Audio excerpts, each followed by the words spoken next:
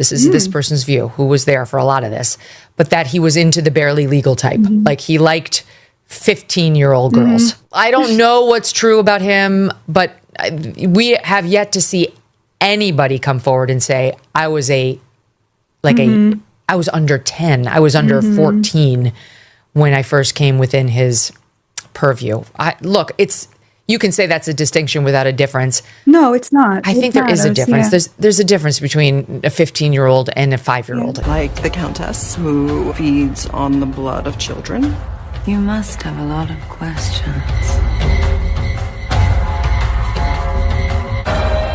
I have answers. I'm kidnapping children that I keep in the hotel upstairs, and I bring home people to feed on, and then Iris helps me to filter the blood through the children. She loves to hunt. She loves her condition. You know, it's just whatever. It's sick. Every time we start talking about Epstein, it makes your skin crawl. You right? The whole thing is just disgusting. Totally. Why did you write Lolita? Why did I write Lolita? Why did I write any of my books, after all? For the sake of the pleasure, for the sake of the difficulty. See, I have no social purpose, no moral message. I'm not a messenger. I have no general ideas to exploit. But it was with the confidence of my fellow citizens that I took an oath. 35 simple words that have been repeated by every American president throughout history. We hold these truths to be self-evident. All men and women created by you know the thing. And by the way, I sit on the stand and it get hot. I got hairy legs that turn blonde in the sun. And the kids used to come up and reach in the pool and rub my leg down so it was straight, and then watch the hair come back up again. They look at it. So I learned about roaches. I learned about kids jumping on my lap. And I've loved kids jumping on my lap.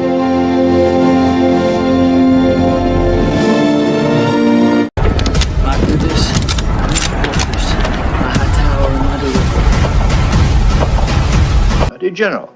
But I like composing riddles. I like finding elegant solutions to my riddles, to those riddles that I have composed myself.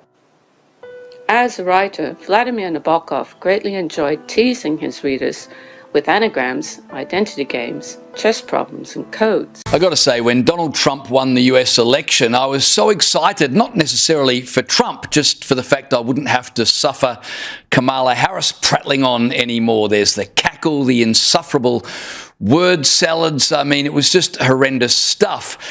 Alas, we're not so fortunate. She's written a book and her never-ending book tour continues.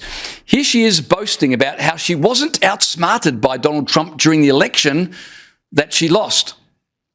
I was aware of my opponent's strategies, and I wasn't about to fall prey or fall into those traps. I understood the game that was being played, and I made a decision that I wasn't going to get played. And chess, not checkers. Got it. Chess, not checkers. Yeah, three-dimensional chess, I'm telling you. To date, however, insufficient attention has been paid to his Lolita riddle. In this investigation, I show how the author's elegant solution discloses secret information about his own childhood. Contrary to what many people might think, Nabokov imbued his art with a covert child protection agenda that has yet to be recognized. What kind of hotel room 1600, please? As your attorney, I advise you to take a hit out of the little brown bottle in my shaving kit. You won't need much. Just a tiny taste. Ah, there it is.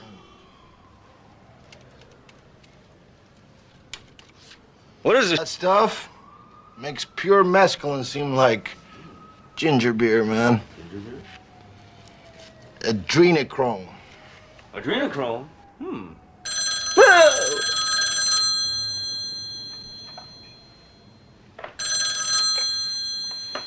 Hello. Hi, Lucy. God bless. Yeah, it's me. What? Hell no. I taught the bastard a lesson he'll never forget. What? No, not dead. But he won't be bothering anybody for a while. Yeah, I left him out there. I stomped him and pulled all his teeth out. I remember thinking, Jesus, what a terrible thing to lay on somebody with a head full of acid. But we have a problem. That bastard cashed a bad check downstairs and gave you as a reference. They'll be looking for both of you. Yeah, I know, Lucy, but you can't judge a book by its cover. Some people are just basically rotten. Anyway, the last thing in the world you want to do is go to this hotel again. They'll trace the call and put you straight behind bars. No, I'm moving to the Tropicana right away. I think I'll tell you this is a different name, but I'll let you know what it is. Pretty picture of the Capitol there, and somewhere inside that Capitol is our next guest, making her way up the stairs as we speak. She's one of only 4 Republican lawmakers who helped force a vote to release all of the files in the investigation of convicted sex offender Jeffrey Epstein. Now, the House is expected to vote next week on a bill to release the files after a bipartisan petition to force the vote finally got enough signatures. And all of it comes after a new batch of Epstein's private emails were released, a batch that mentions President Trump multiple times. Some GOP leaders and the president oppose the release of these documents, and the president denies any wrongdoing, hasn't been accused of wrongdoing. Only on CBS Mornings, we are joined now by Congresswoman Marjorie Taylor Greene. Congresswoman, good morning. I want to begin. Thanks for having me. Good morning to you. I want to begin with the release of the Epstein files, the vote to release those files. You are on the side of releasing them, and you're on that side despite President Trump saying that only a very bad or stupid Republican would be standing where you are. Why is this so important to you? It's for the victims. These women have been waiting, some of them for decades. I talked to several victims that were raped by Jeffrey Epstein back in the 90s. And so this is information that has needed to come out for a very long time, and the American people have demanded it. Donald, do you ever discuss sex with your daughter? No. You do not? No. You've never sat And I have a feeling we're not going to hear. Yeah, no. Another embarrassing video from a 2006 Howard Stern show has surfaced. It shows Trump alongside daughter Ivanka and son Don Jr. joking about being a sexual predator. You know about sexual predators and things like that. I mean, You are one. All right, I wasn't going to say that, but it's true. Can you say why America is the greatest country in the world? Well, our Constitution is a masterpiece. James Madison was a genius. The Declaration of Independence is, for me, the single greatest piece of American writing. You don't look satisfied. One's a set of laws and the other's a declaration of war. I want a human moment from you. What about the people? Why is America Not the greatest country in the world, Professor. That's my answer. You're saying... Yes. Let's talk about... Fine.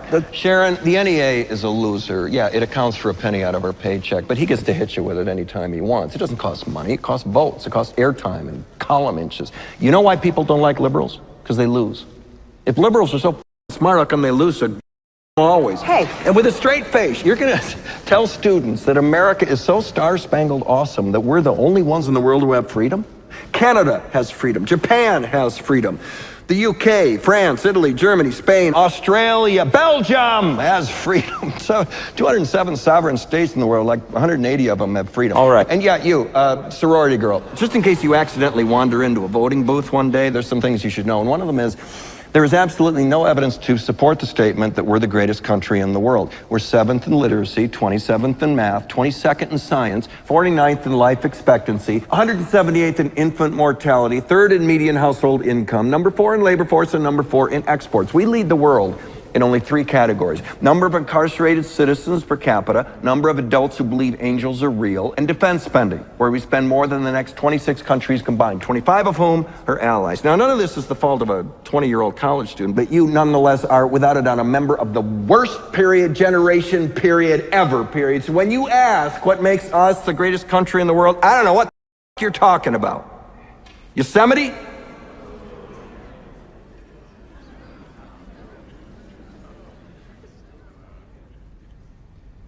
Sure used to be. We stood up for what was right. We fought for moral reasons. We passed laws, struck down laws for moral reasons. We waged wars on poverty, not poor people. We sacrificed. We cared about our neighbors. We put our money where our mouths were, and we never beat our chest. We built great big things, made ungodly technological advances, explored the universe, cured diseases, and we cultivated the world's greatest artists and the world's greatest economy. We reached for the stars, acted like men. We aspired to intelligence. We didn't belittle it. It didn't make us feel inferior. We didn't identify ourselves by who we voted for in the last election, and we didn't scare so easy.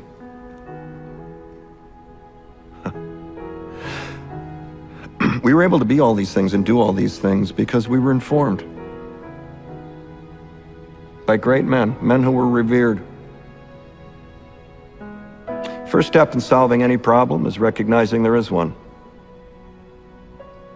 America is not the greatest country in the world anymore.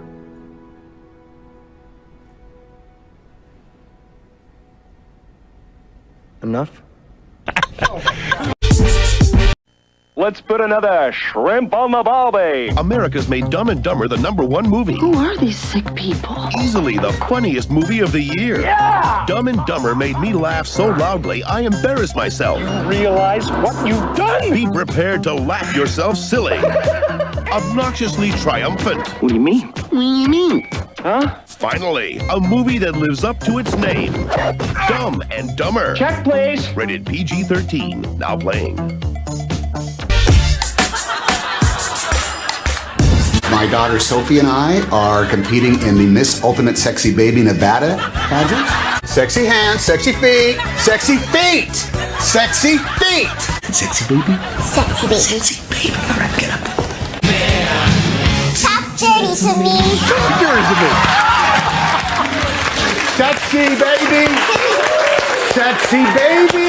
You are such a sexy baby. I'm proud of you, proud of you. I'm always looking for new ideas that I can turn into shows, and this one, my brother Jonathan put this together. It stars my nephew Wesley.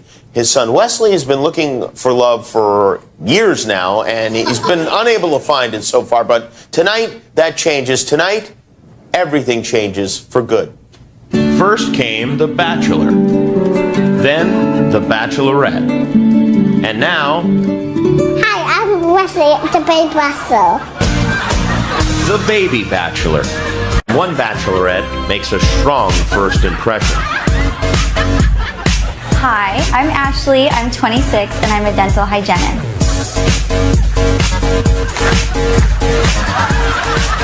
Hey. Hi. What's your name? I'm Ashley. I'd like to get the big one. The turtle over there. Okay. Twinkle, twinkle, little star, how I wonder where we are. Wesley's like a little Billy Joel. Wesley, I'd like some time with you. I don't think these girls have anything on me, plus I use my secret weapon. Okay, Wesley, I have a big surprise for you. Are you ready? Ooh. What's that? Do you like cookies? Yeah. Yeah, you do. Do you want one? Yeah. Okay, go ahead and grab one. I'm gonna do a big one, like.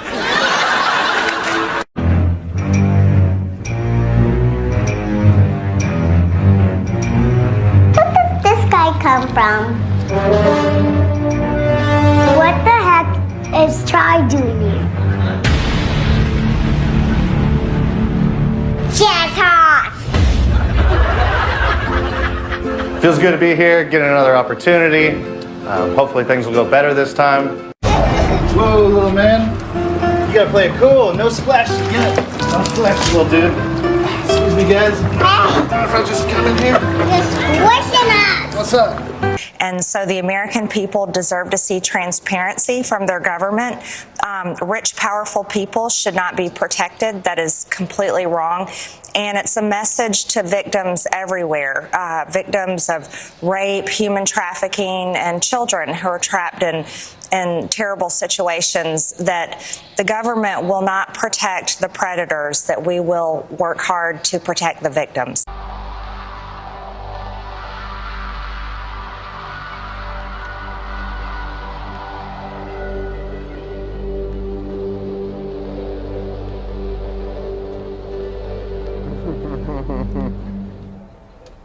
So, Congresswoman, that all sounds reasonable. A lot of people agree with you. And so the question comes to mind, why is GOP leadership and the president himself so opposed to letting these files be released? As the Wall Street Journal put it, he looks like he has something to hide, even if he doesn't. So put on your political hat here. Why is he so opposed? Well, you know, I've talked to many of the women, and the women themselves have said that Donald Trump did nothing wrong. And even their attorney said that Donald Trump was the only one that helped them. So I'll just being very honest with you, it's something that I don't understand. I think it's a huge miscalculation.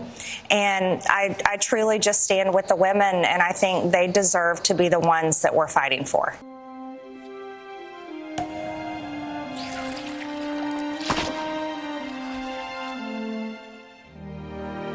Light the hoop on fire!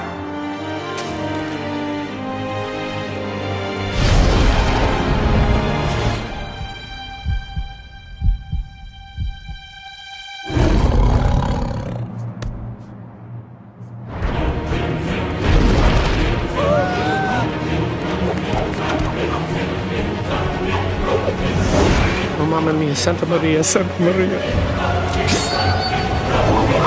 Mama Maria, Mia Santa Maria Farah. Come on, you got it.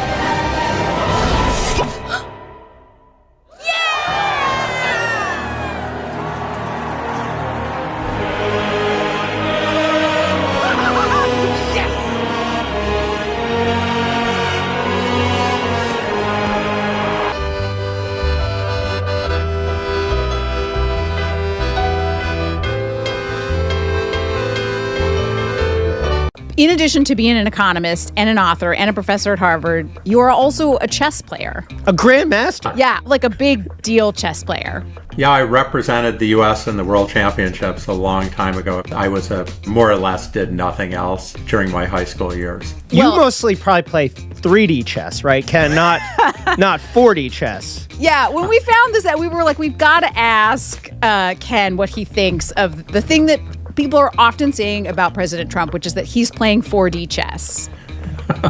As someone who may have actually played 4D chess. What is the fourth D? Time. Maybe you go backwards in time. I don't know. I actually view Trump as a chess player in some ways. We have this phrase called coffee house chess players. They typically are better than you think, but not as good as they think.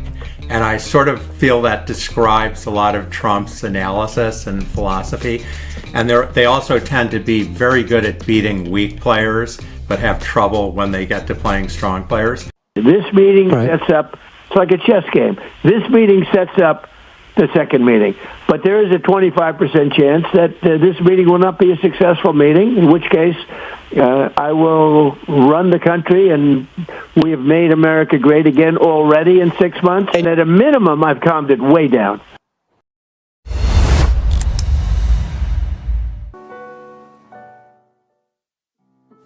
Vladimir Nabokov was born in St. Petersburg, Russia, in 1899. His father and mother were members of the upper-class elite.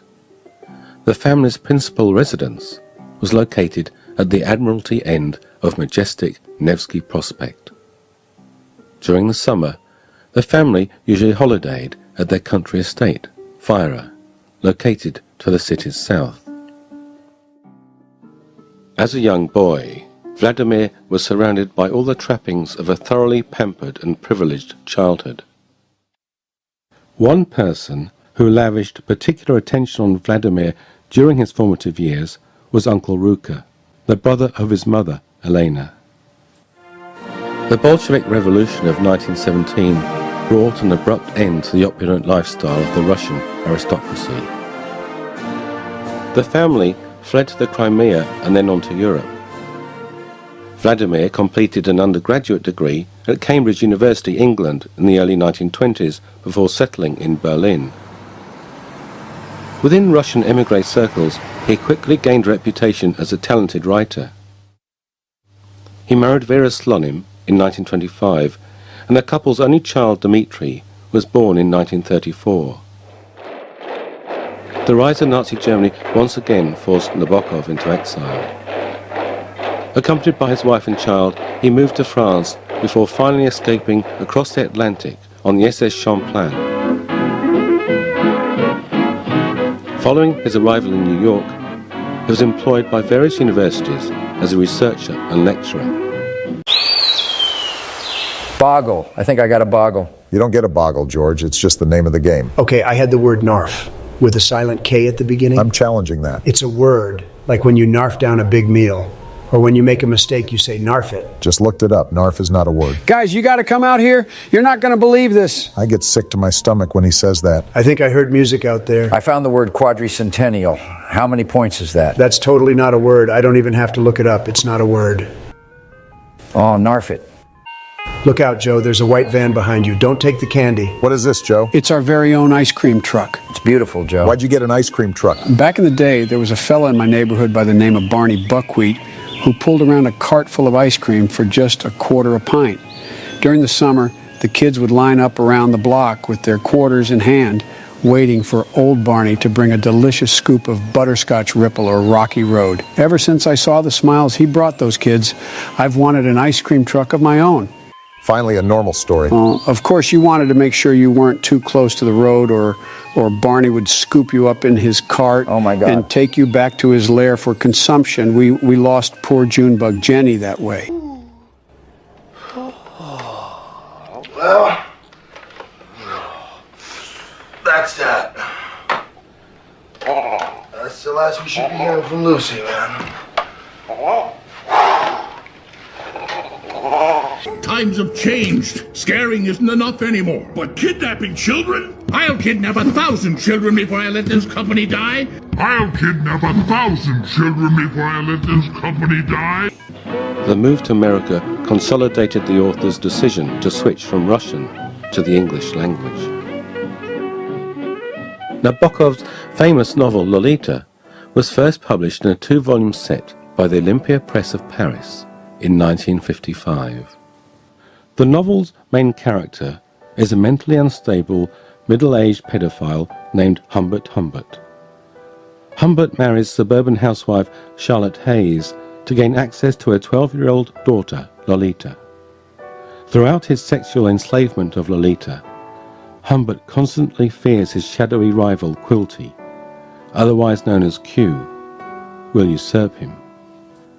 Back in the 1950s, the novel's focus on the incestuous abuse of a young girl stirred up enormous moral controversy. Lolita was banned for a short period of time in the UK, Belgium, France and Australia. The heated debate that ensued in the UK Parliament temporarily sidelined the Suez Canal crisis of 1956. The immediate uproar and protests were eventually waylaid, however, by a backlash against censorship. The humorous narrative Nabokov afforded Humbert has since disarmed many readers. From its opening, mesmerizing lines, we remain spellbound by the author's evocative prose. Lolita, light of my life, fire of my loins, my sin, my soul, Lolita, the tip of the tongue taking a trip of 3 steps down the palate to tap it free on the teeth, Lolita. Despite lingering unanswered questions concerning the author's motivations for writing Lolita, the novel has now sold in excess of 50 million copies worldwide.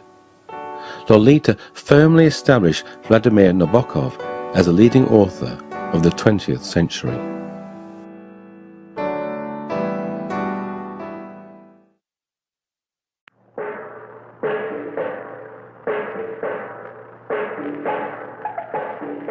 Any fleeting analysis soon reveals Nabokov's long preoccupation with adult child sex.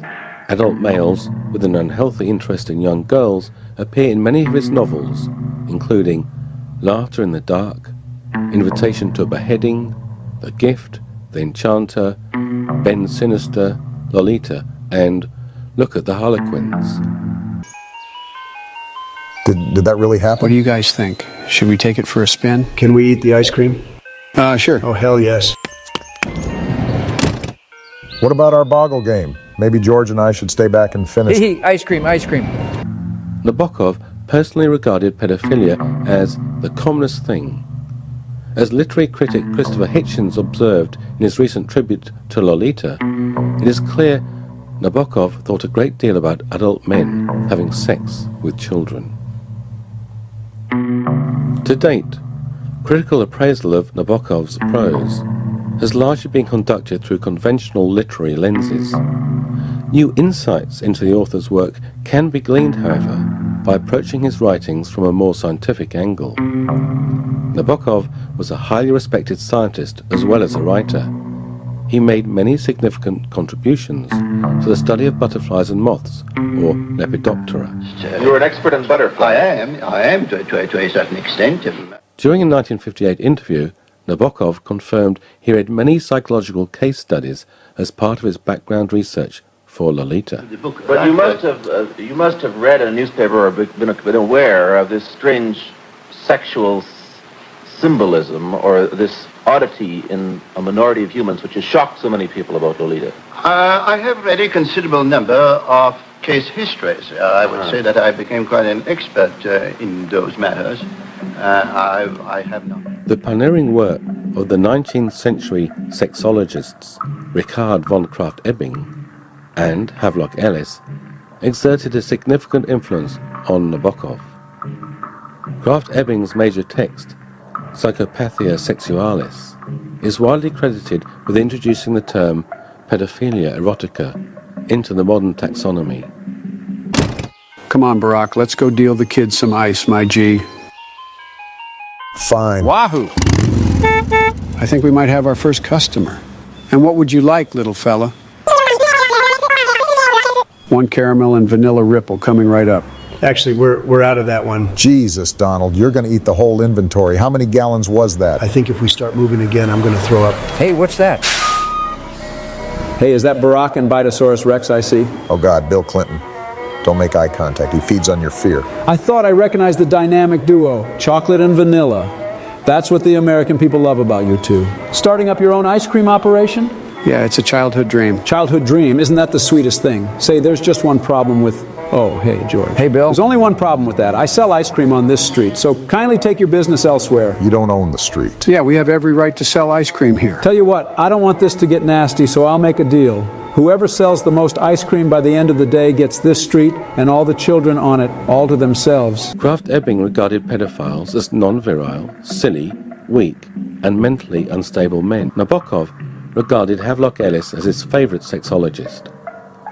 Humbert's confessional first-person narrative in Lolita was heavily influenced by the case study of the anonymous Russian pedophile Victor X, published in 1926. In his work on sexual inversion, Ellis described boy marriage by capture arrangements prevailing in countries such as Albania, Greece, and Persia. Ellis also recognized the once common sexual abuse of boys in Turkish bathhouses and noted how some boys, trapped in pedophilic relationships, wore makeup and dressed and behaved like girls. Although influenced by Krafft-Ebing and Ellis, Nabokov's literature offers more profound insights into pedophilia. For one thing, he recognized the intensity of the predator's aesthetic and erotic preference for children's physically immature bodies. While undertaking research for Lolita, he compiled statistics on the average age, height and weight of young American girls. Humbert duly informs the reader His nymphette stands 4 foot 9 inches tall and weighs only 78 pounds. I would have phrased it differently, but okay, you're on. Haha, good luck, you'll need it. That arrogant asshole thinks he can just call rights to the whole street. Oh, we are so going to beat him. Somebody's going to have to fill me in on what's going on. I think I've been dipping in and out of a coma, and I haven't felt my heartbeat in the last 8 minutes. Oh, never mind. I think I felt it there. Ice cream, get your ice cream for sale. What's going on? It's like nobody's even paying attention to us. Maybe we just need to change the music. Hey, that's it, George. Let's try a different tune. Holy crap, you were right. Here they come. When he books in at the Enchanted Hunters Hotel, Humbert indicates Lolita is only 10 years old, not 12. Unfortunately, Lolita's prepubescent status has been obscured by the 2 film adaptations. Both Sue Lyon and Dominic Swain are considerably older, taller and heavier than Humbert's nymphette. Although Stanley Kubrick hired Nabokov as a scriptwriter and film consultant, he ignored the author's suggestion that a dwarf play the role of Lolita.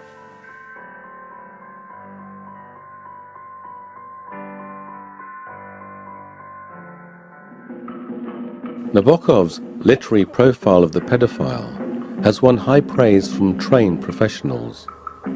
Psychologist James Hawley lauded Nabokov for offering fascinating insights into the thoughts, feelings and actions of a child molester. Nabokov frequently sought to expose the child predator's deeply disturbed reality. His deviant characters experience a range of distorted cognitions, including verbal, hearing and vision problems, as well as empathy deficits. Only recently have human science researchers begun to regard such characteristics as defining hallmarks of pedophilia. Within the Enchanter, Arthur climbs into bed beside 12-year-old Maria and sees her through cut glass. He is unable to find the focal point of happiness. Humbert too must make a focal adjustment in order to detect his elusive nymphette. While stalking Lolita, he sees her through prismatic layers of light and leers at her taut little rear through the wrong end of the telescope. Settle down now so I can take your order.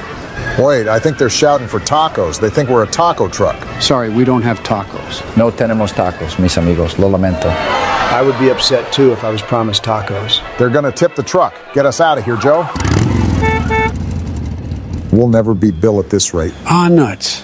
I guess my dream of being an ice cream truck driver has melted like a sticky chocolate chip ice cream on a warm July day. Did somebody say nuts? Huh? Jimmy Carter? How are you boys doing? Not well, Jimmy. Bill Clinton says he'll kick us off the street if we can't sell as much ice cream as him. Later on, Humbert confuses his rival Quilty's envious question, "Where the devil did you get her?" for "The weather is getting better."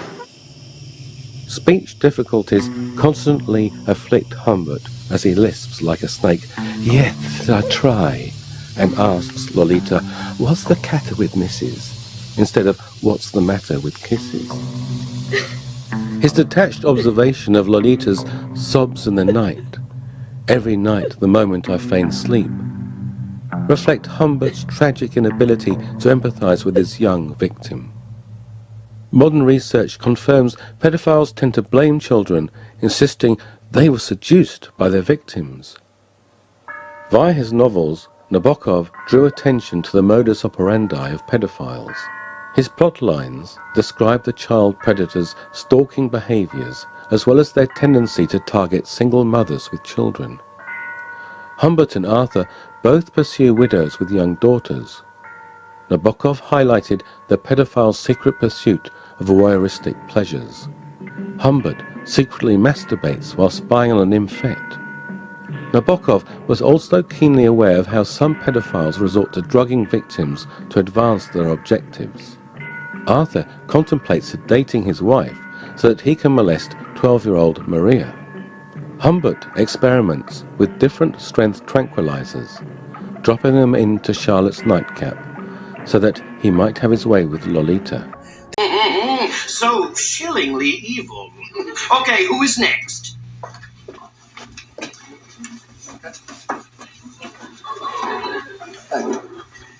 Hi guys. My name is Roy, and for the most evil invention in the world contest, I invented a child molesting robot. Do you smell what the Rock is cooking? I eat children. I eat children. How old are you? 12. Oh, okay. Only to 10. That's good. That's good. Children and pineapple. Children and pineapple. I eat children. Children and pineapple. And then your mind begins to come to terms with what's actually being depicted. And then you see the very inappropriate and cringy nature of all these films. Now, they could have picked literally any other storyline. But in the Toy Story films, as you see here, the toys endure all of the things listed on your screen. Now, let me give you a few clues that we'll get into later in the decode before we get into this. What you're going to see is Woody poked in the arm with a needle as his arm is being repaired. And behind the needle is a warning label on a bottle which says that this product may cause reproductive harm. In another scene, Woody is standing on top of a vintage Time magazine cover. Or I think it's Life, actually. And it mentions Sputnik and doctors. So this is the kind of stuff we're dealing with this foreshadowing. Now, the film begins with Buzz Lightyear in a video game, and he's being chased by his nemesis, Zurg. And what you're going to see is a hexagon-shaped booby trap. And of course, there's 19 spikes on the booby trap. Let's pay this.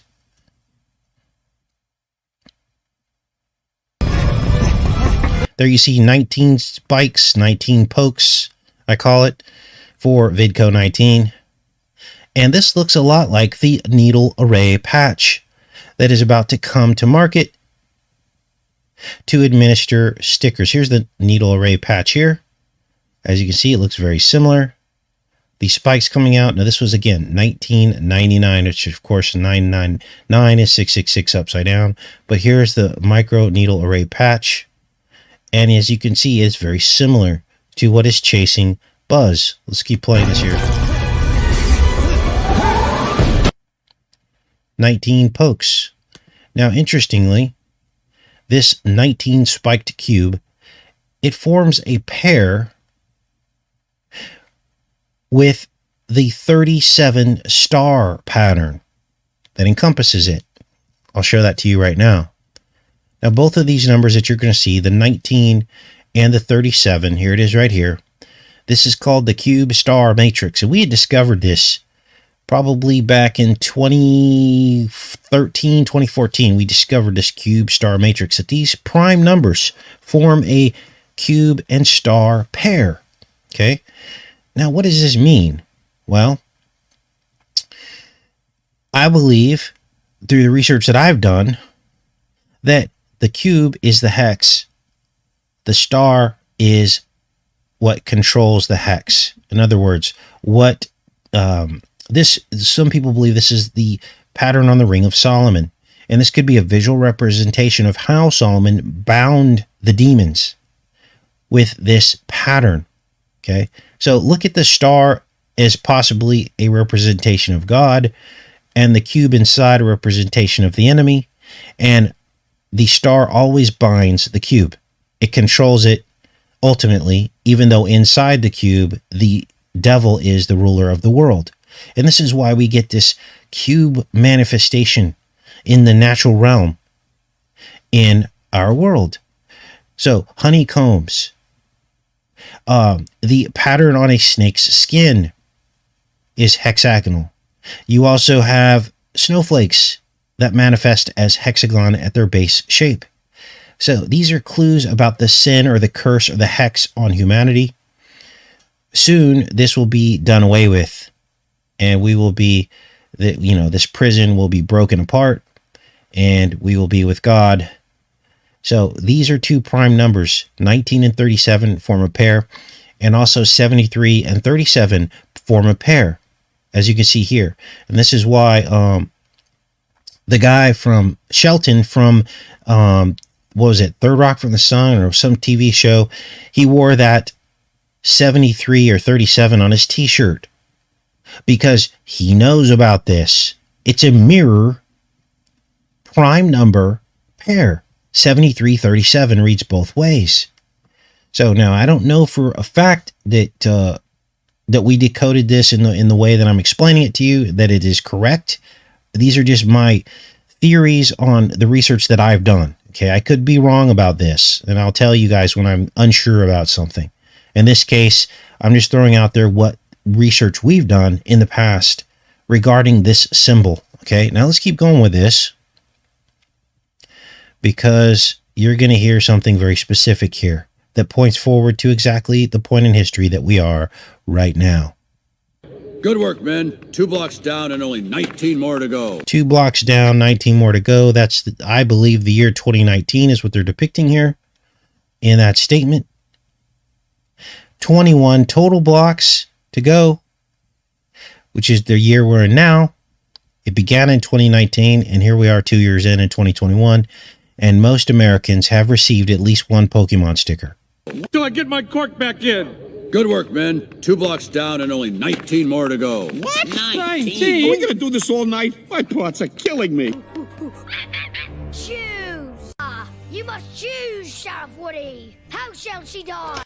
You have to choose, Sheriff Woody. How shall she die? And that's, of course, Andy playing with the toys. And he's asking which death they choose, either by shark, which is somebody's name in another language, or death by monkeys, which connotates disease. Shock or death by monkeys?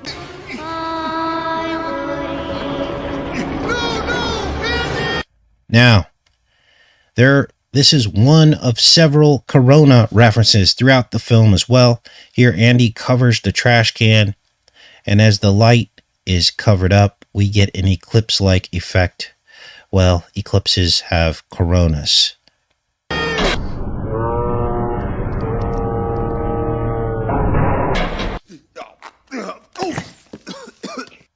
Now, if you're still on the fence, you know, these things build. I don't just pull one symbol out. You have to have several symbols in order for it to make the case, right? We're like in a courtroom presenting the evidence. And so if you're like, you can't call that a corona, well, there are several references to upper respiratory disease. There's a component to that in the film when Woody meets this toy named Wheezy. And why is he wheezy? Well, he lost his squeaker. And all of this takes place on a shelf next to this ring toy here that's missing its orange and yellow rings, which are the exact colors of the sun's corona. Let's watch. You? What's the point in prolonging the inevitable? Well, I tried squeaking, but I'm still broken. No one can hear me. Dust aggravates my condition.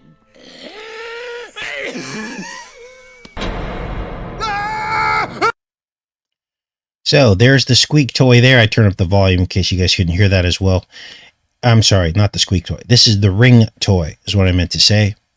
And it's missing the orange and yellow, the color of the corona of the sun of an eclipse. Watch. Now, there's a lot more that I wish I could say about this film, but it pretty much says it all for you. And I'm just presenting what the film is showing, and then you guys can connect the rest of the dots. This was all the way back in 1999. Now let's get into this next scene, because what you're going to see next is this theme, this thread of stories through all the films of these toys being shipped, being trapped, being stolen, being sold in boxes. Watch. Getting in the box! He's selling himself for 25 cents! Oh, Woody, you're worth more than that. I'll give you $50 for it. $50 ain't bad. It's not for sale. Everything's for sale. Or trade. Why would someone steal Woody?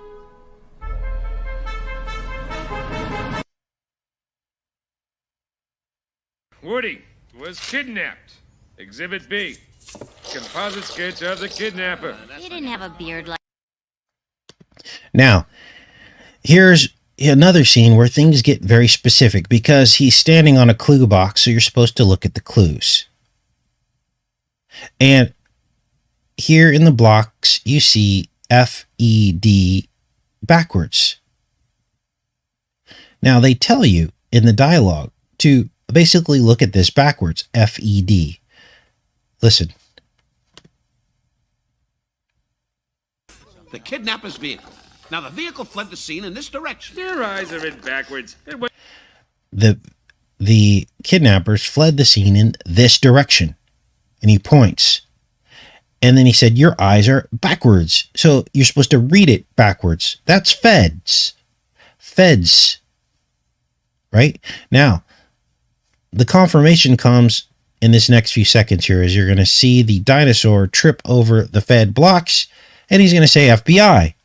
Went the other way. Hey, put a cork in. How do you spell FBI? My crime. I didn't know there was a... Put a cork in. How do you spell FBI? My crime. I didn't know there was a crime scene. I didn't know there was a crime scene. So, what are they really saying here? What are they really saying? Now, everybody who has watched these films knows that you're supposed to pay attention to the blocks. Okay? This is widely known, and you have to pay attention to the blocks because the blocks always spell something. In this case, they spell Fed backwards or Feds, and then they say FBI. So what are they really saying here? Is this scene suggesting that the Feds are in on this somehow? Watch. My crime scene. Why don't you watch where you're going, Godspiller? I didn't know there was a crime scene. You, my little cowboy friend, are gonna make me big bucks. Now, of course, more buying and selling and being in cages and boxes.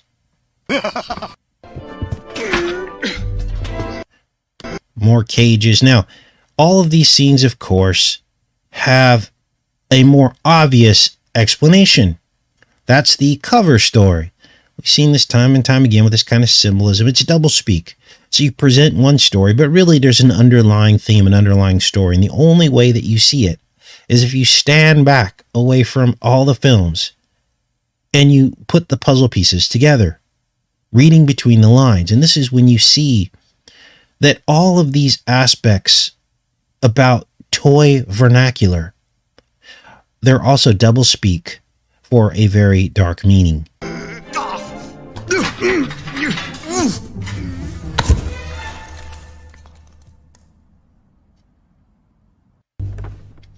It's a box. He's minted in the box. Never been opened. We're all toys, do you hear me? Well, that should hold you till the court, Marshal. Let me go! You don't realize what you're doing! Locked in boxes, tied down. Now you're starting to see the picture here. This isn't just a toy story. There's something else happening here. Ow! Listen to me. You're not really a space ranger. You're a toy. When she loved me, every hour spent together lives within my heart. Hey, Woody, are you in here? Nah, this one's empty too. Woody! Didn't you know? Why, you're valuable property! Oh, I wish the guys could see this. We're being sold to the Kanishi Toy Museum in Tokyo. That's in Japan! Japan? Well, we've been in storage for a long time, waiting for you. I gotta get back home to my owner, Andy. Hey, look, see? He still has an owner. I can't do storage again, I just can't! Jesse! I won't go back in the dark! Jesse! No! Jesse, look at me! I promise you'll come out of the box. Now go! Go! So when I put all that together for you in that montage, those were all the scenes from the film Toy Story 2, in which you see boxing, trading, stealing, kidnapping, the whole thing. And so when seen in sum total, back to back, then the theme emerges that it's intentional, that they want this in the minds of people. Now, this next part is just weird. And I had to slow this down super slow to catch these images as Piggy is flipping through channels super, super fast to try and find the commercial for Al's Toy Barn so that they can find the address where Woody was taken to. So Piggy's hitting this remote control and it's flipping super fast through the channels. So I had to slow it down, and I wanted to show you what I found after I make sure we're connected here, and then we'll keep going with this. All right, looks like everybody's here. Awesome. Thanks for showing up, everybody. Let's keep going with this. So, there you saw a creepy baby. There is an archer. Now, this is nuts because this is a few frames from a Listerine commercial in which the Listerine bottle becomes an archer and he launches arrows at a target. Now, what makes this weird is that the Listerine is made by J&J. Let's watch.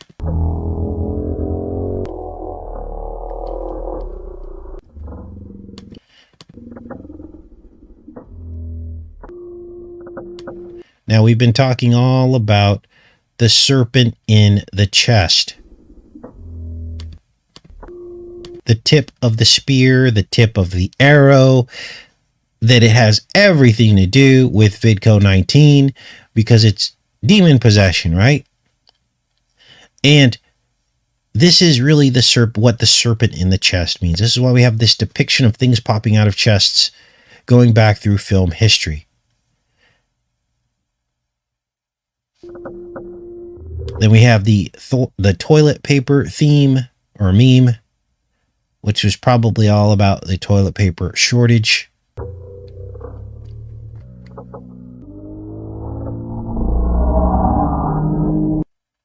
Now, this isn't the first time that Listerine has used an archer in their ad.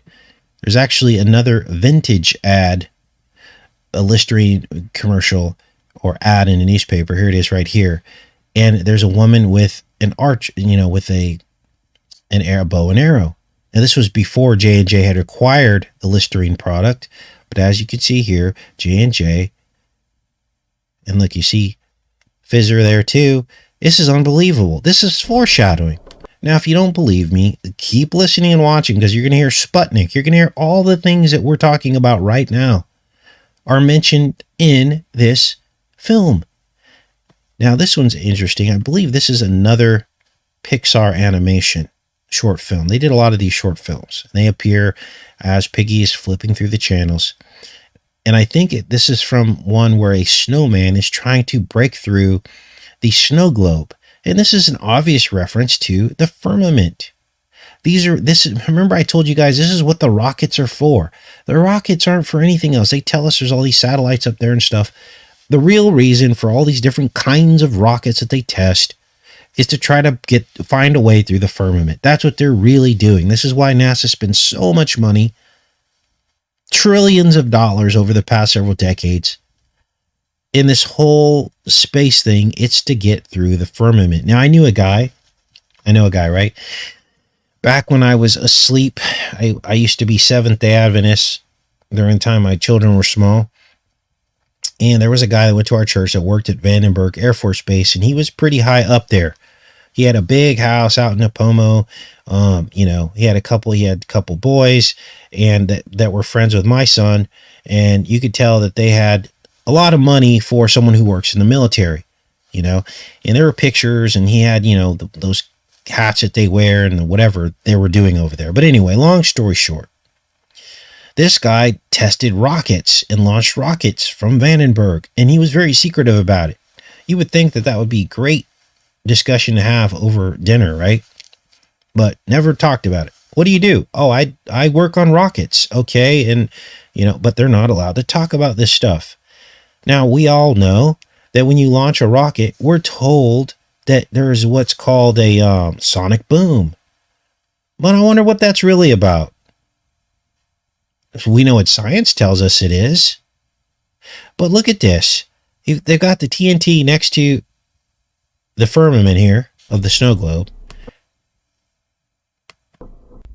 And there he is trying to weld through the snow globe with the green and red. Okay, serpent color and human color. So, I am missing my arm!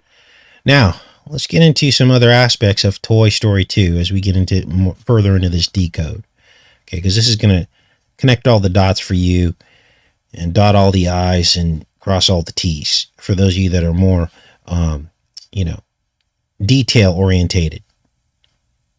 So, here's where we get into the spiritual aspects of this, because Woody talks about missing his right arm. Now, what happened was Woody's arm got torn just before a plunger dart sticks to his forehead.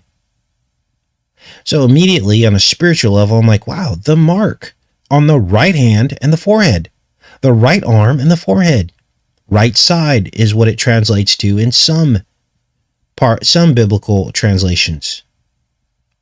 Now, we saw this in the first Toy Story film, didn't we? When Woody is burned with a magnifying glass in the right hand and the forehead. Watch and listen. Big deal.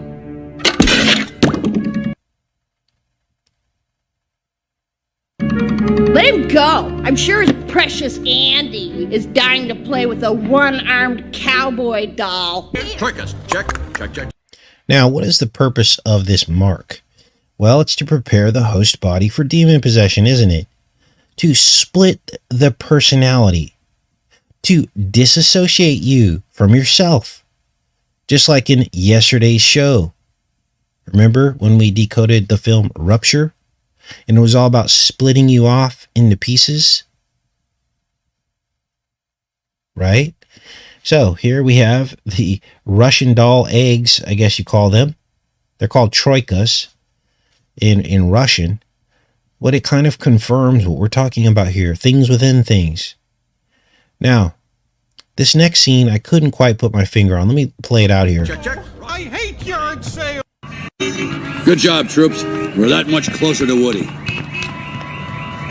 So, this is the building where Woody is being held. And it's Al, the toy maker or toy seller. It's his office building. And it's almost an exact match to the Wyndham New Yorker Hotel. Now, if you don't know about the Wyndham New Yorker Hotel, it's the hotel that Nikola Tesla died in on the 33rd floor. And back in its day, it was considered to be a self-contained power plant and a wonder of the world. It literally had a generator in its basement, was wired to the ceiling, and provided power for the entire building. It was a self-contained power plant. Now, I did a documentary on this building and what I believed the true purpose of this building was. And I provided evidence that Tesla was actually working with John Trump at Brookhaven Labs in its infancy on Long Island, which is just not that far away. It's like 10 or 15 miles away, just before he died. And that's why John was there. They were working on this frequencies, the infancy of 5G whiz and how it interacted with human consciousness. Now, this hotel, the Wyndham New Yorker, let me play this out so you can see the similarities between these two buildings here. Good job, troops. We're that much closer to Woody. So there's the Wyndham New Yorker, and as you can see, it's very, very, very visually similar to the building that appears in Toy Story 2.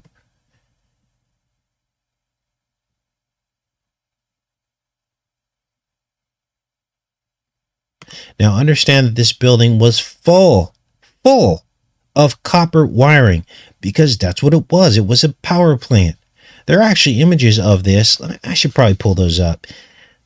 I believe I've got the documentary here on this channel. Let's look this up. Sydenham, New Yorker power plant.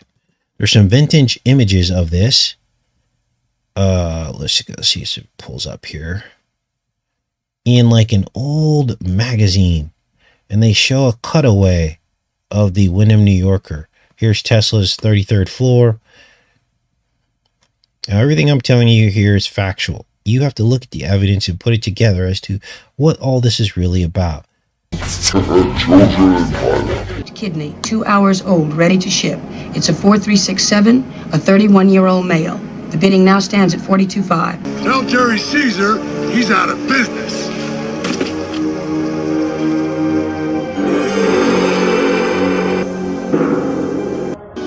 But there's one thing that never changes. The face of crime. It just gets bigger and badder and uglier every day. Frank quit. Bought a goat farm. Moved to Ukiah. Every man has a dream to chase. Frank's was that goat farm.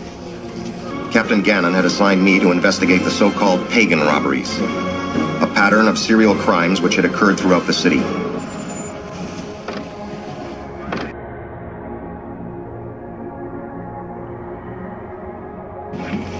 Howdy, I'm Emil Mars and I'm a pagan.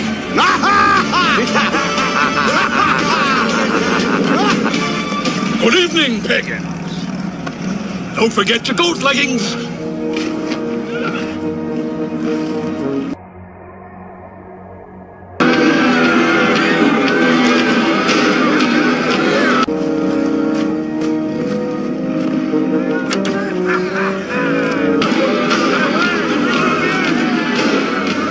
I'd say this is shaping up to be a little more than just a series of simple robberies.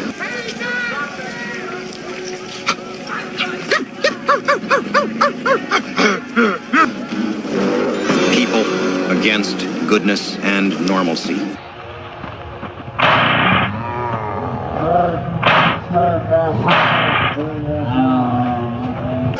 have to admire their techniques in crowd control. Tonight, a pristine virgin in a gown of white. Yeah.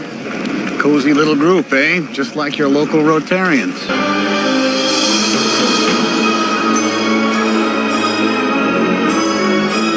Evil bringeth here our plea. An illegal drug lab, grotesquely disguised as a legitimate place of business. She's as pure as she can be, white and clean as driven snow. Up a little late tonight, aren't we, kids? Up a little late tonight, aren't we, kids? And on a school night, too.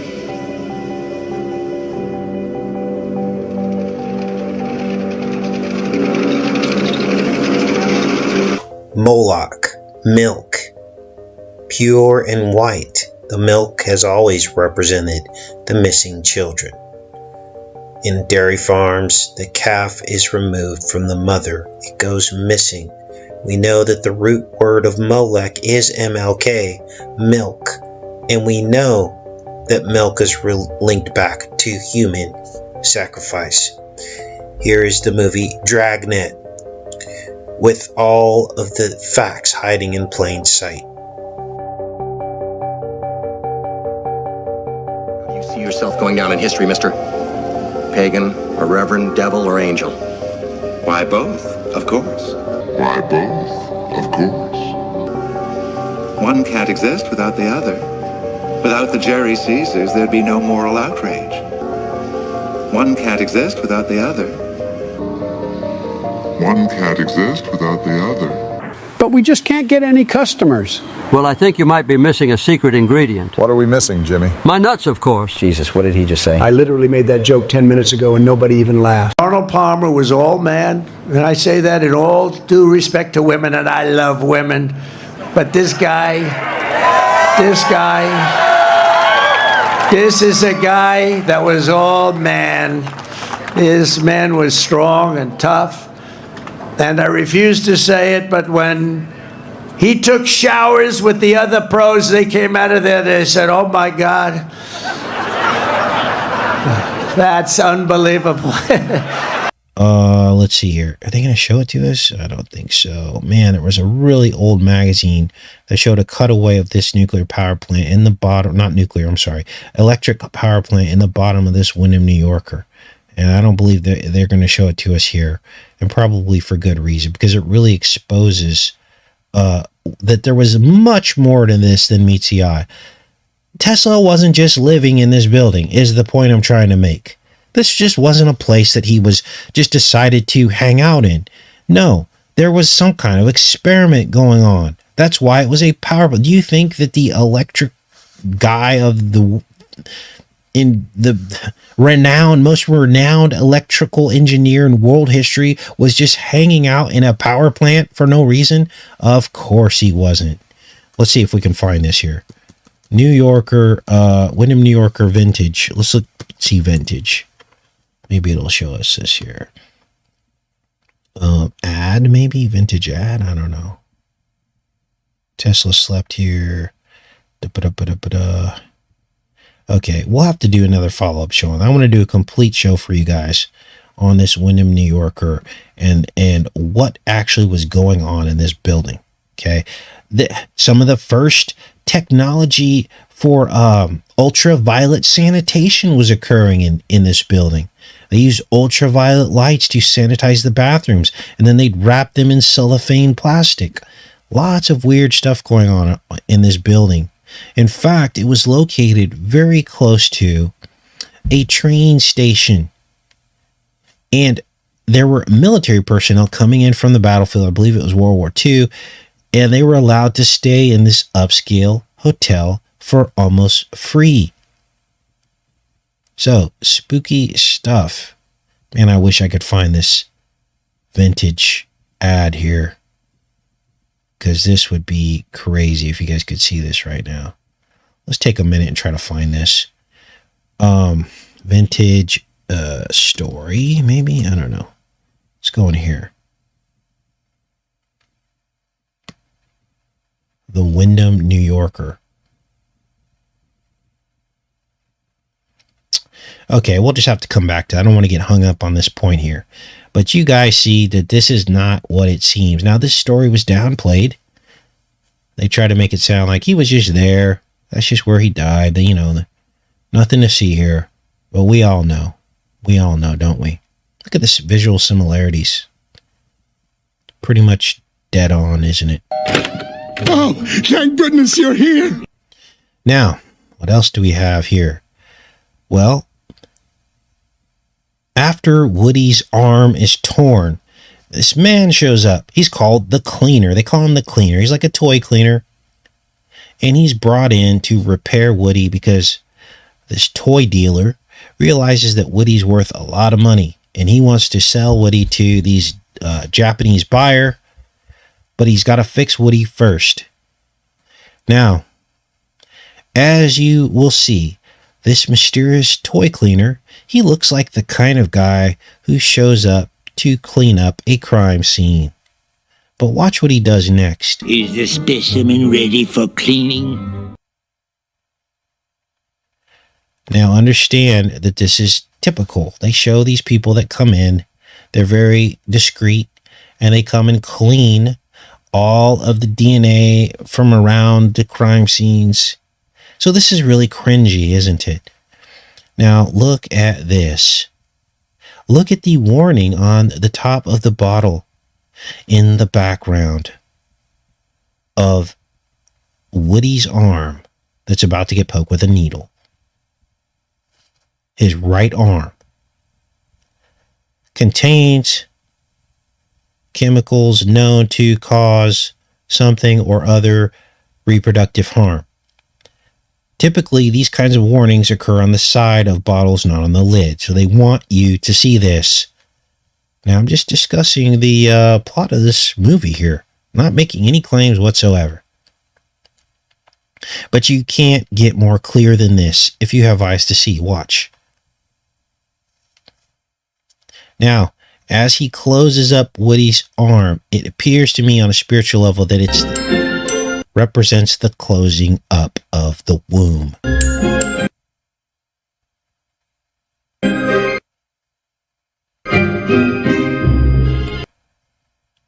Then Jesus said to his disciples, "Truly I tell you, it is hard for a rich man to enter the kingdom of heaven.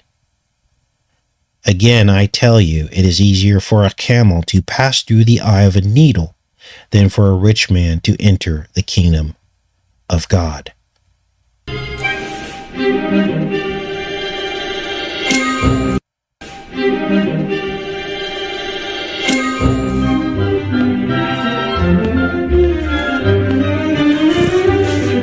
Four needle pricks. The womb closes.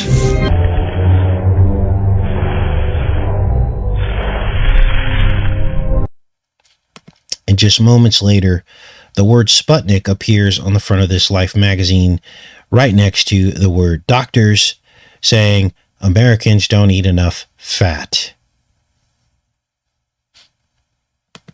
There's science for you.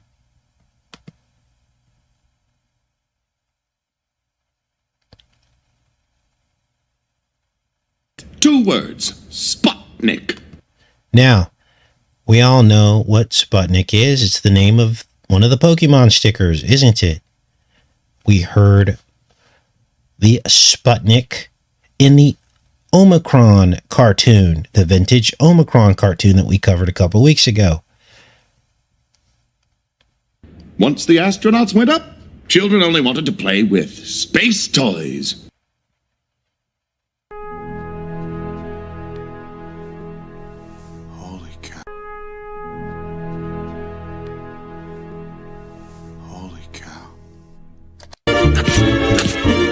Now, on to other topics. Polaroids are a huge central theme in all of the Toy Story films, and in Toy Story 2, it's no different. Lots of Polaroids. And we understand what Polaroids are used for. They're central to the trading of toys, let's say. It's like printing my own money. And the pièce de résistance. Why? Because you don't have to send this out to a film processing, which could get you in trouble if someone saw the images on the Polaroids. This is why Polaroids are a central theme in many of these occult films. This is why Kodak even came up with Polaroids, probably. I think it was invented in 1888, if I'm not mistaken. Now you're beginning to see behind the veil. Why would someone come up with an instant photo that you don't have to send to processing? Because it changed the game for these people who trade toys. I promise the collection will be the crown jewel of your museum. It's showtime! Money, baby. Money, money, money. Now, in one of the later decodes we're going to do, I think it's called Toy Story of Terror or something like that, a Halloween-themed Toy Story film, you're going to see one of the toys actually get auctioned off on like an eBay type site using these Polaroids. They put her in a box with a paper clip next to it to confirm some of the other themes that we've identified over the years. This paperclip theme, and she is sold. Woody, you're not a collector's item. You're a child's plaything. Now here's some other cringy scenes. Now that you understand what we're really dealing with here, you can watch and listen to these other cringy dialogue and script with new eyes and new ears. Let's back that up a little bit. It's showtime! Money, baby. Money, money, money. Woody, you're not a collector's item. You're a child's plaything. You are a toy! Oh, it's horrible. They're torturing him. What are we going to do, Buzz? For the purposes of anyone reviewing this video, they just mentioned torture there, so I'm not saying anything that's not in this animation. That life's only worth living if you're being loved by a kid. Even though you're not moving, you feel like you're alive. So this is the experience that toys have when things happen to them. They feel as though they're not moving. The time slows down. Because that's how he sees you. Life. Let me play that back. That life's only worth living if you're being loved by a kid. Even though you're not moving, you feel like you're alive. Because that's how he sees you. He's for display only. You handle him too much, he's not gonna last. And now, the main attraction. And now, the main attraction. There you see the obvious devil horns, intentional. Nothing is by accident in animation. Just before he opens up the glass. Action. No, officer, I swear. Here he is, just about to get caught by an officer, waking up out of a dream. No, officer, I swear. Obviously was being about to be arrested. These are the nightmares of these people, that they're going to be found out and arrested. To unlock Nabokov's anti-Wonderland chess code, we need to assume the pawn represents a child, the knight a child predator, and the bishop a protective guardian or parent. We must also take heed of Nabokov's suspicions regarding the Red Queen's opening move and Alice's coronation. In Nabokov's bend sinister chess problem, two pawns face imminent danger of being queened. The white pawn is 1 square away, whereas the black pawn is 2 squares from its coronation. Should the black pawn advance to the end of the board, it is in danger of being molested by the black knight. The clever solution to Nabokov's problem relies on white avoiding the temptation of queening the pawn. Instead, it must propel the searchlight bishop into action. By impeding the black pawn's advance, the bishop ensures the incestuous rendezvous with the knight can never take place. Regardless of what black does next, white achieves checkmate on the next move. The subtle child protection agenda advanced by Nabokov's anti-Wonderland strategy is reinforced by the bishop's protective move, which reverses the Red Queen's ichthyphalic trajectory, affecting a form of symbolic castration. The commentary Nabokov provides within Speak Memory about his bend sinister chess problem lends weight to Morgan's decoding analysis. There we find Nabokov admitting his chess strategy involved an unusual line of defense, which might provide a glimpse of the actual configuration of men. The gender challenge raised by Nabokov's spectacular defense is further reinforced by the author's arcane alchemical expectation that his efforts would somehow hasten the wedding of a new couple via sacred fire. Centuries ago, the alchemists sought to forge an everlasting union between mind and body and male and female essences within their ancient laboratories.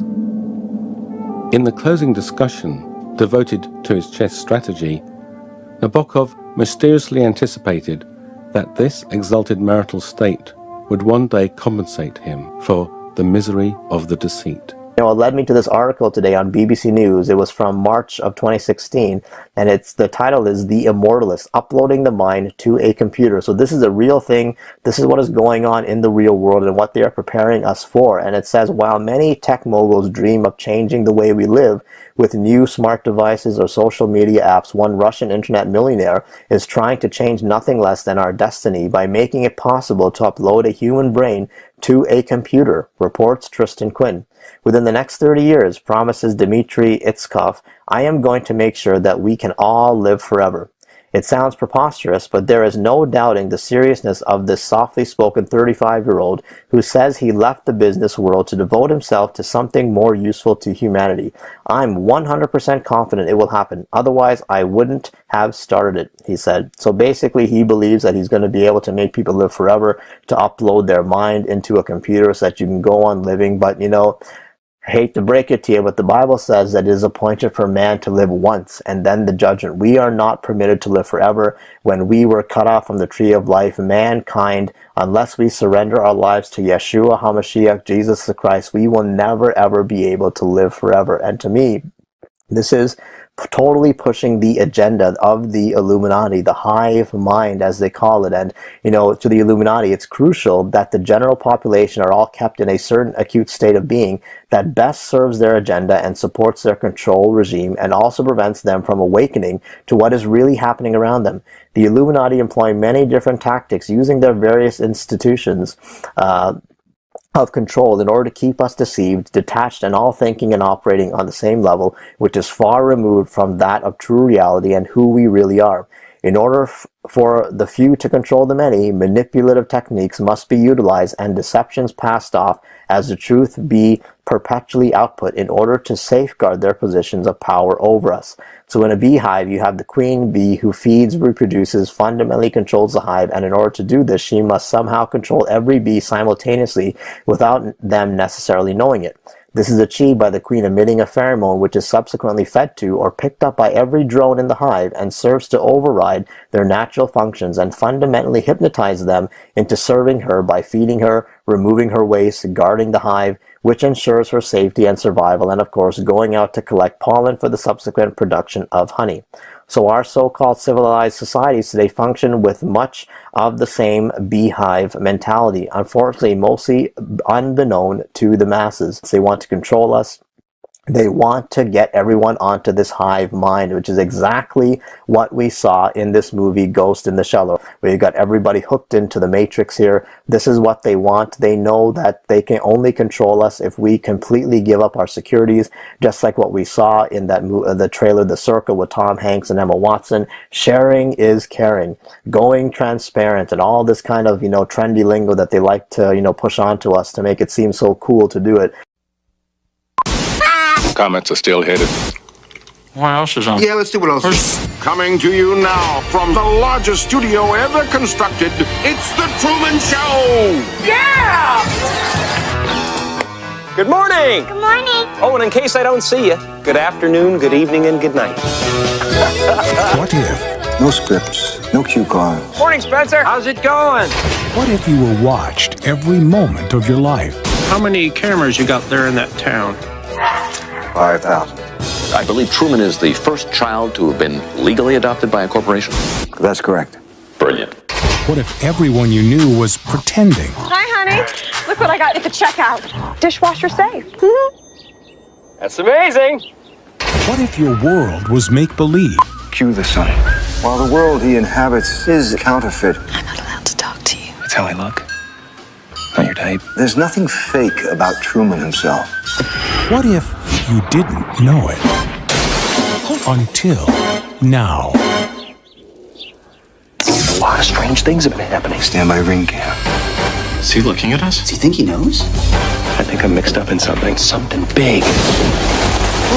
We accept the reality with which we're presented. Everybody's pretending, Truman. Get out of here. Come and find me. Truman? Truman! Truman! Anything happen? No. Mm-hmm. You may find yourself in another part of the world. Feels like the whole world revolves around me. Everybody seems to be in on it. I'm going away for a while. And you may tell yourself, this is not my beautiful wife. And you may ask yourself, how did I get here? I'm not in on it, Truman, because the last thing that I would ever do is lie to you. Fade up music. That's our hero shot. He's gone. Okay? Yes! Want to do it again? No! Find him. Truman, where are you going? You can do it. How do we stop him? Give me some lightning. Is that the best you can do? Cut transmission! I like your pen. I was wondering that myself. Jim Carrey. The Truman Show. I want to know how you're dealing with all these conspiracy theorists on your platform. So the first way is by demoting low-quality content and promoting more authoritative content, and the second is by providing more transparency for users. So we're introducing boxes that provide factual information at the top of results that have shown themselves to turn up a lot of information that is counterfactual, such as searching for the earth is flat on YouTube, where you see a lot of... Your response is to put a box saying, nope, the earth is not flat. Correct. Okay.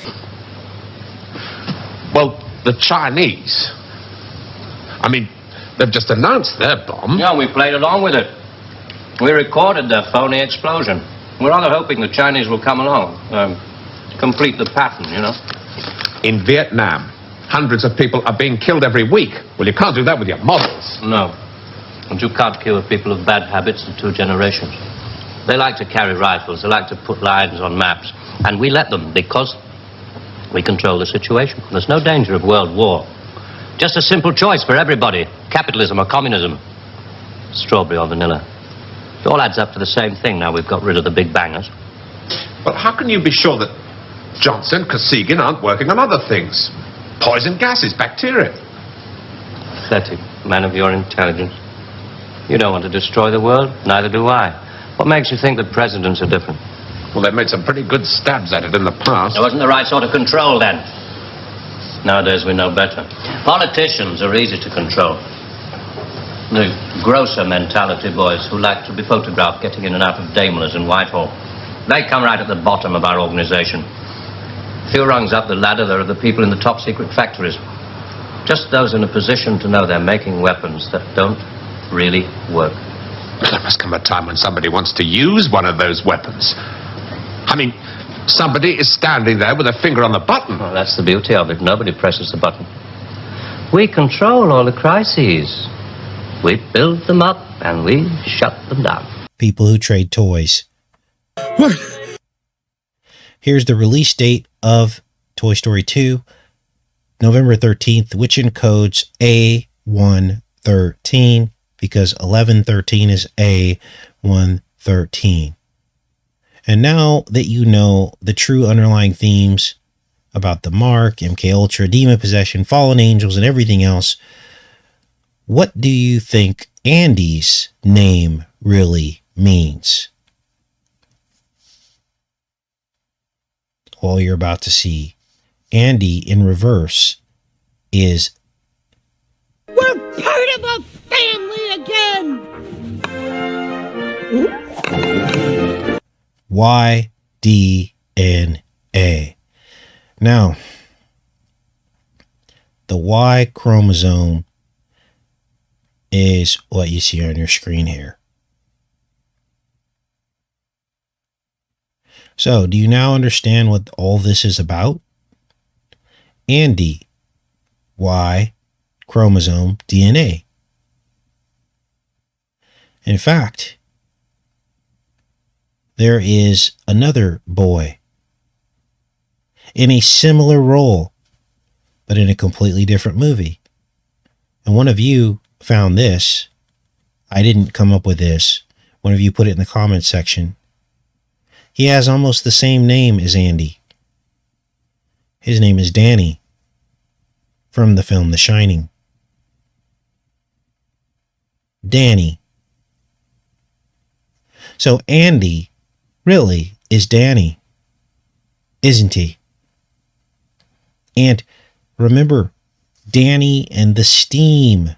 Remember the steam from what is it, Dr. Sleep?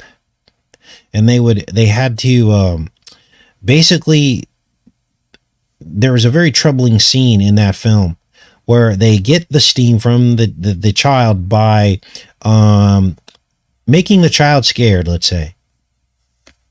That's where the steam comes from. So now you understand that all of this is appearing in this animation. The very same themes that appear in these just dark horror films. This should not be here, you guys. It should not be here. And that's pretty much the end of the decode. I went through this with a fine-tooth comb. I wanted to make sure I did a complete job of this, and I wanted to make sure I did it correctly as to not jeopardize the channel. Now, unfortunately, some of what we talk about goes over some people's head, and so the natural response is to say, Enter the Stars is wasting your time. He gets too far into the minutia. Well, if you want to avoid the minutia and you don't want to see the minutia, then you're not seeing the full picture of exactly how we're being programmed and deceived. Okay, in no way are these decodes letting anybody off the hook. If anything, they're condemning the very people who are creating our reality through television and media and everything else. It exposes them. Who wouldn't want that done? Who wouldn't want these people exposed? Well, apparently That's what some people's criticism is of this channel, that we go too deep. Go figure. Wow. Now, we try to do a good job. If people don't understand what we're talking about, I try to open things up for discussion and answer questions. Tom tries to talk about things with you guys. So understand that that's probably a concerted effort, a new angle to try to tear down this channel. And this is what we've been dealing with over the last decade we've been on YouTube, which is why we don't have that many subscribers, for being on here for 10 years and uploading videos pretty much every day. So you can counter those kinds of arguments by telling people to come into the comments section and look at how many people have woken up because of these decodes, and that this is not a huge waste of time. You know, you guys are the boots on the ground. You guys are in other people's comment sections. You know, when you hear people coming down on this channel, it's okay to say, no, that's not the case, because that's how we're going to grow. But if you're, YouTube has everything compartmentalized. So people go to channels that they like. And if, all it takes is criticism from, people that is not addressed or not countered, for people to just go, oh, write this channel off as a waste of time, or a channel that they don't want to subscribe to. Because unfortunately, when you get into a silo of people, then people just ignore the truth.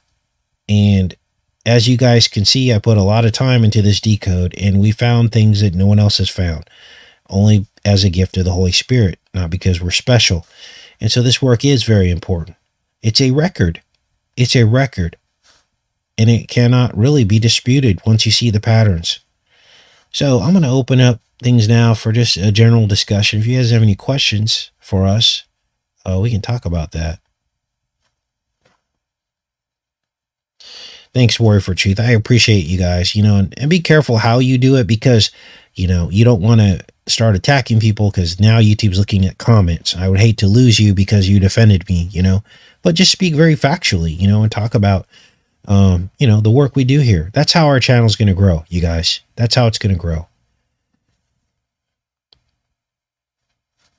I appreciate you guys showing up every day.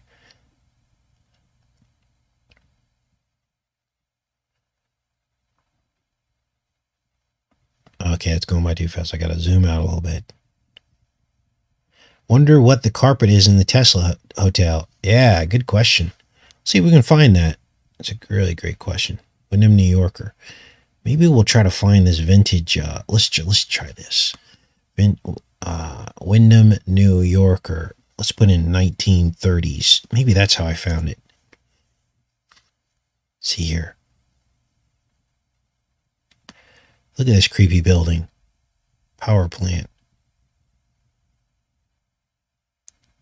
Oh, here's an image here.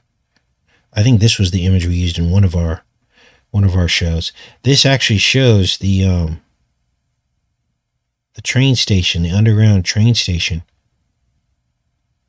and how it came right through here.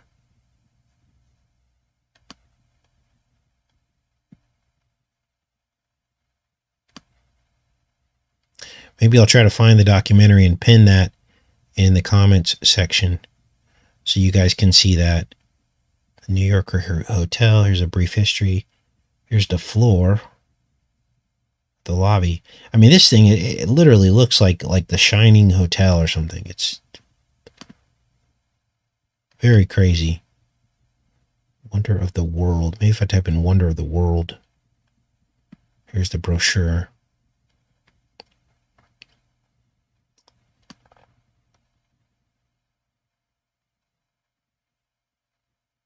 Try power plant. Let's try that. Oh, wait, did I see something? I'll know it when I see it, because I did so much research on this when I was looking at it. Hope they didn't pull it down.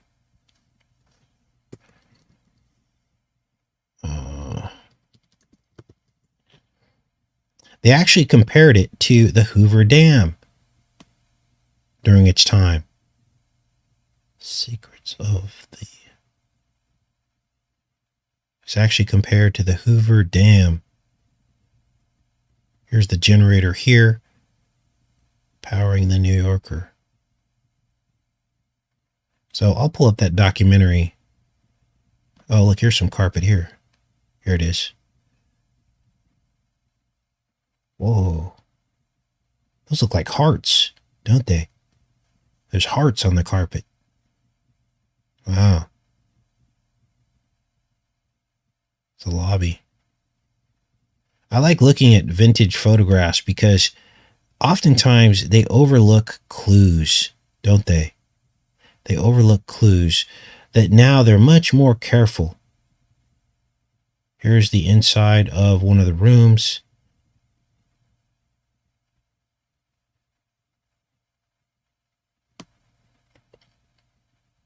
And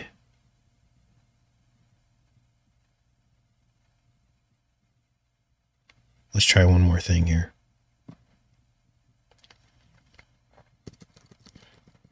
Vintage article. Ah, here we go.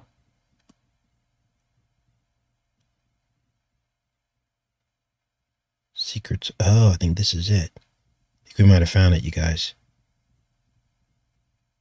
Let's go back up here. Okay, so here is the actual UV ray machine. And this was used in the bathrooms. Ultraviolet ray equipment. Now think about this. This was in the 1930s. It says renders every one of Hotel New Yorker's 2,500 bathrooms thoroughly sanitary. And then they're sealed with cellophane. Look at the size of this UV machine. What's the deal with the cellophane? See if we can find the images of the actual power plant.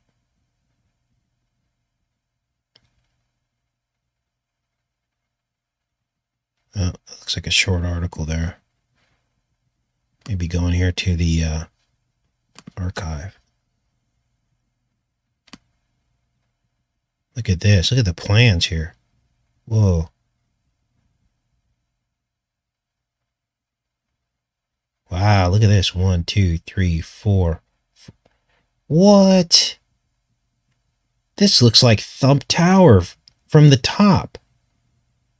Look at that. This is the side view of the New Yorker. See how it steps down like this? Are you kidding me?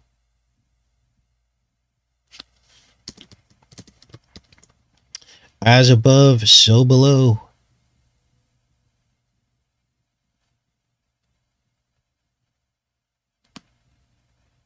Here's the plans, the floor plans from the tower. Where did it go? Here it is.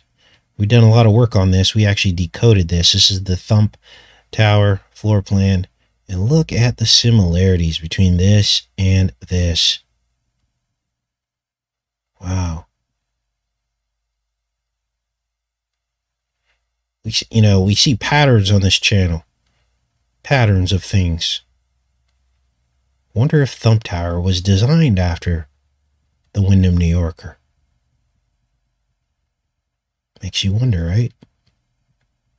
Let's keep looking through this article here.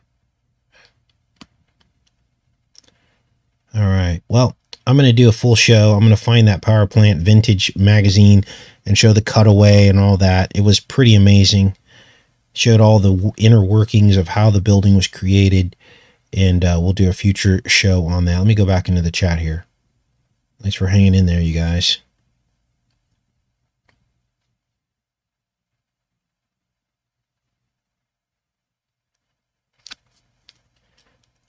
All right.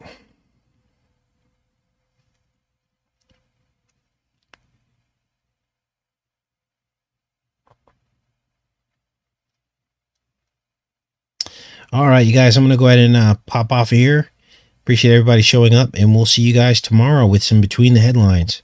Take care, everybody. Be safe. We. Again. Yeah, I'm coming to that. Near the top of the hierarchy, there are the economists, top civil servants, top brass in the military, those men who are supposed to view the nuclear tests and so on. And above them, CWNS. Right at the top.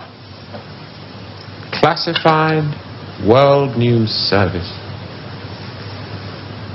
Just who the hell are you? The sharing of biased and False news has become all too common on social media. More alarming, some media outlets publish things that simply aren't true without checking facts first. Unfortunately, some members of the media use their platforms to push their own personal bias and agenda to control exactly what people think, and this is extremely dangerous to our democracy.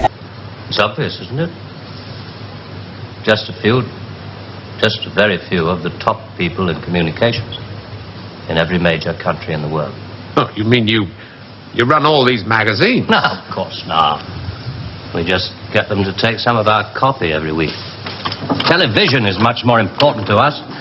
It all happens so quickly. Now, you say you can put out what pictures you like on television. Doesn't anybody try to stop you? No, nobody wants to. 99.386% of the population wouldn't believe this conversation.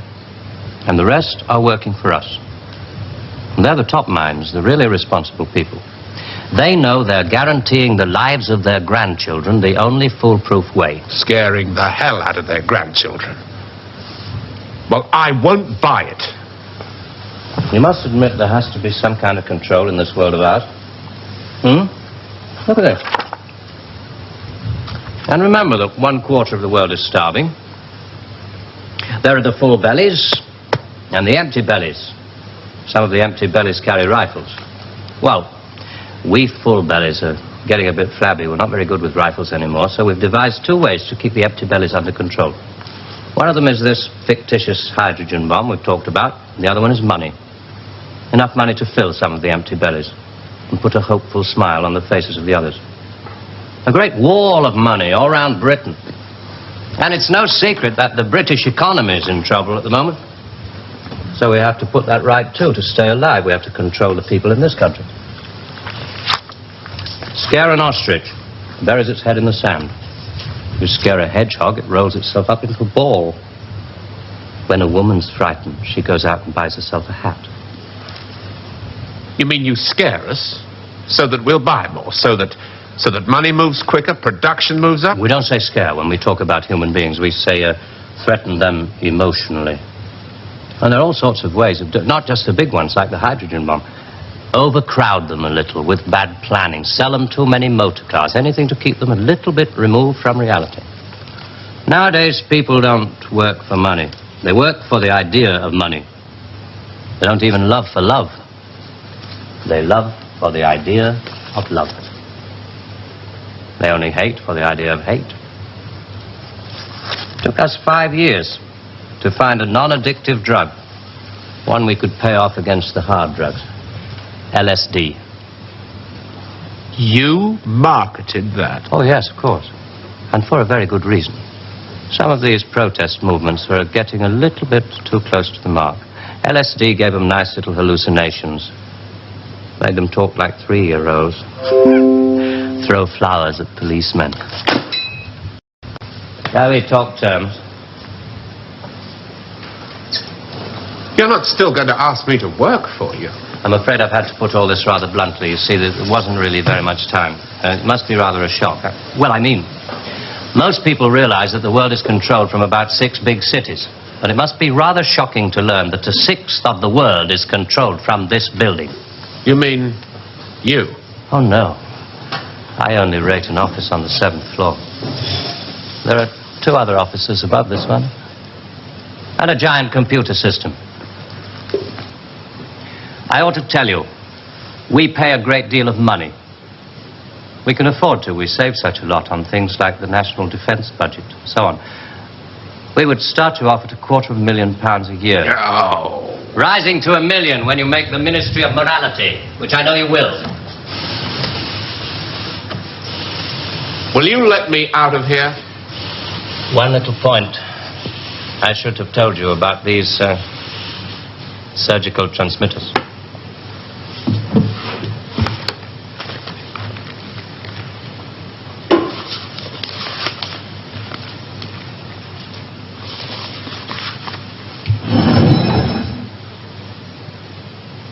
There's enough of this stuff inside you at this moment to kill 6 people.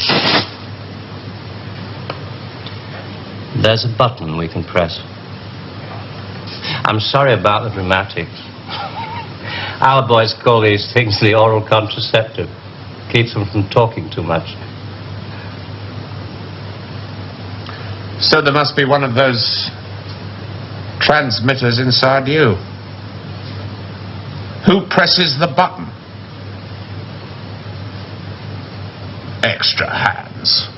All this stuff about the computer being extra hands for the men who know how to control it. That machine controls you. Experts and citizens alike are sounding alarms about various aspects of the country's huge push into artificial intelligence. These classrooms are laboratories for future generations. And while these new tools may potentially help some 200 million students raise their grades, just how this all works out won't be apparent until they become adult citizens.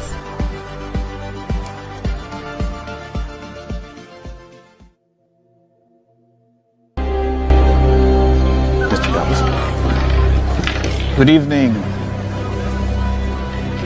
I assume my time is as good as anyone's. Indeed it is. However, there is a voluntary donation for non-members. Most give a year.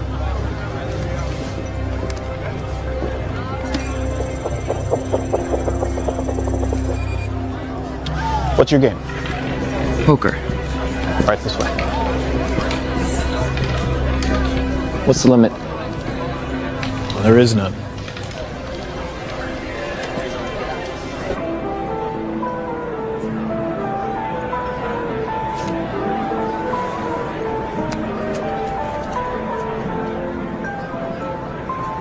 I don't believe we've had the pleasure of your company before, Mr. Salas. Will Salas. Philippe Weiss. You must come from time. You could say I'm gambling my inheritance. You don't have a garden, Mr. Salas? I assumed I was amongst friends.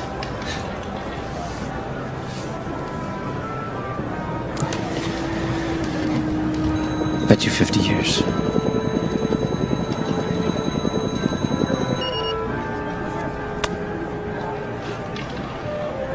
You must be young. When you've been 25 for 85 years like I have, and knowing only a random act of violence can take your life, you learn to appreciate what you have. And you seem to have a lot to appreciate. I call.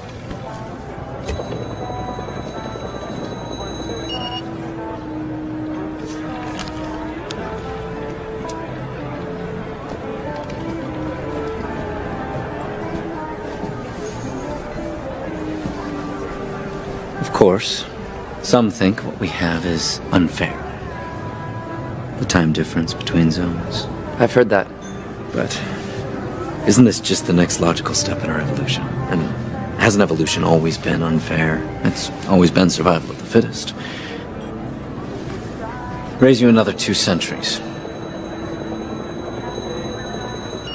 This is merely Darwinian capitalism.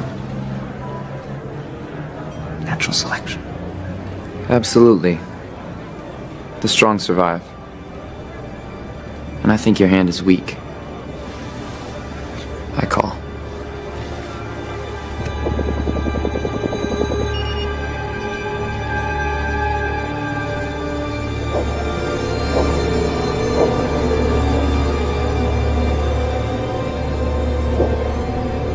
To pierce you all in, Mr. Salas.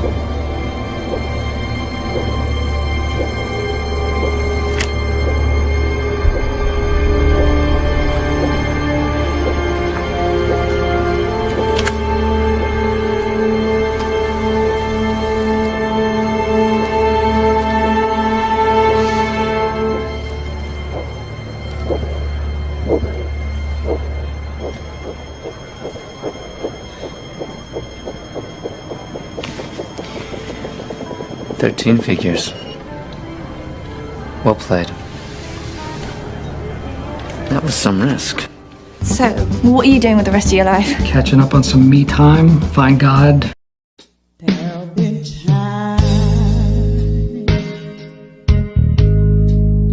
In my life,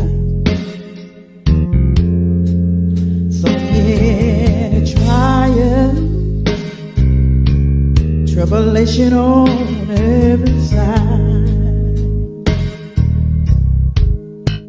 but I know a man. They call him Jesus, and he covered me in his blood.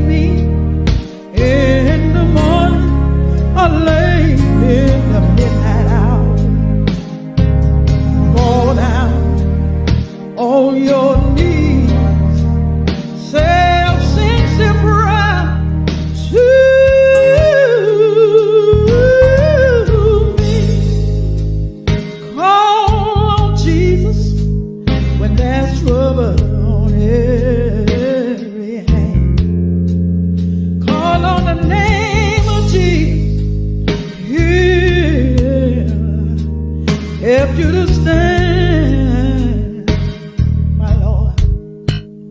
There is power in the name of Jesus. So much power. Oh yeah, His name. All you have to do is ask Him, cover me, Jesus.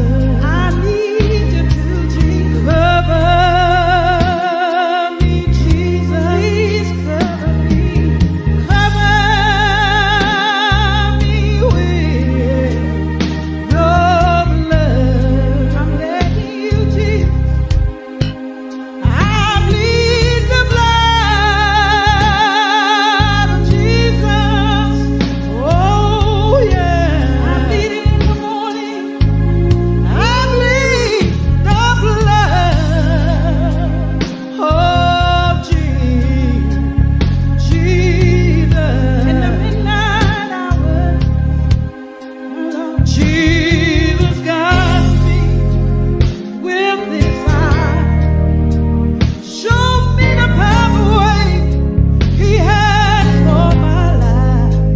If I humble myself to Him, bow down, He will surely defend. I know He will. He said, call me when you need me, child.